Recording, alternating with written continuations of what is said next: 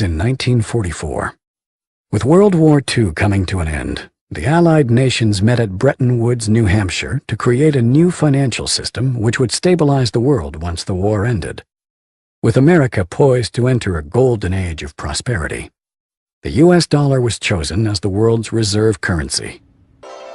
Under this new system, countries agreed to fix their currencies to the U.S. dollar, and the U.S. dollar would be tied to gold at a price of $35 per ounce.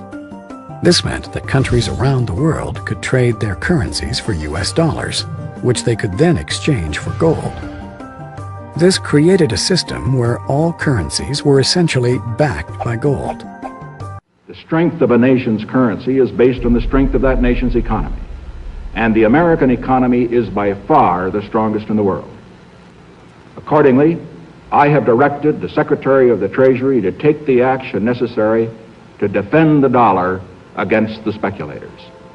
I have directed Secretary Connally to suspend temporarily the convertibility of the dollar into gold or other reserve assets, except in amounts and conditions determined to be in the interest of monetary stability and in the best interest of the United States.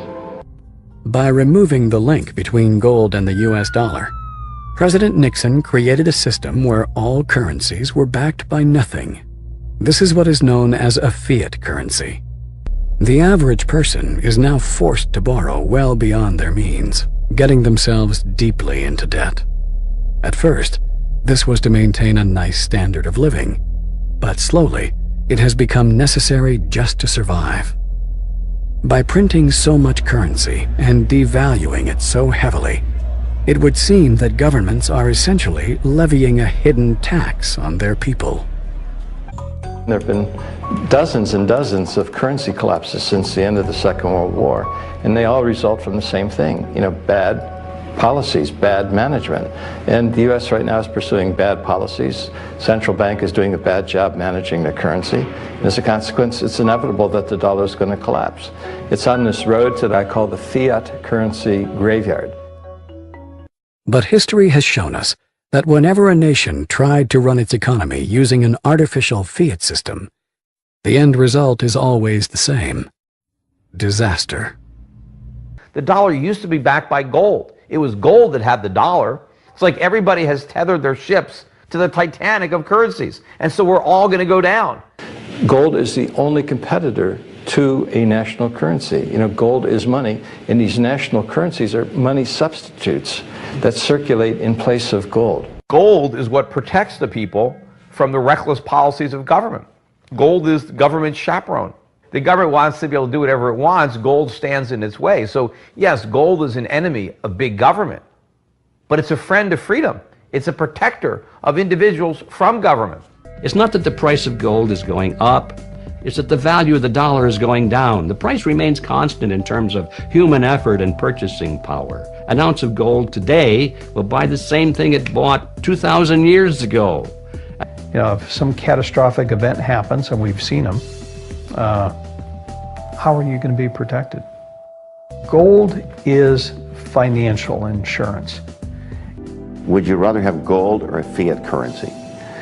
The current financial system may be dying, but where there is chaos, there is also opportunity. We have millions of people now taking an interest in what is money, the question of what is money, what should it be? And they're learning, especially a lot of young people. Time for the people responsible to wring the last few dollars out of a dying system. But also, for those able to see the cliff edge approaching, time to protect themselves and their families from the imminent plunge.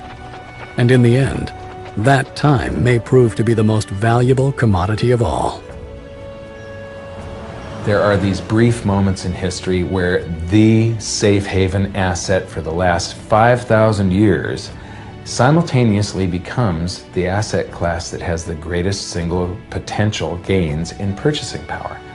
We're in one of these cycles right now where money is the best investment.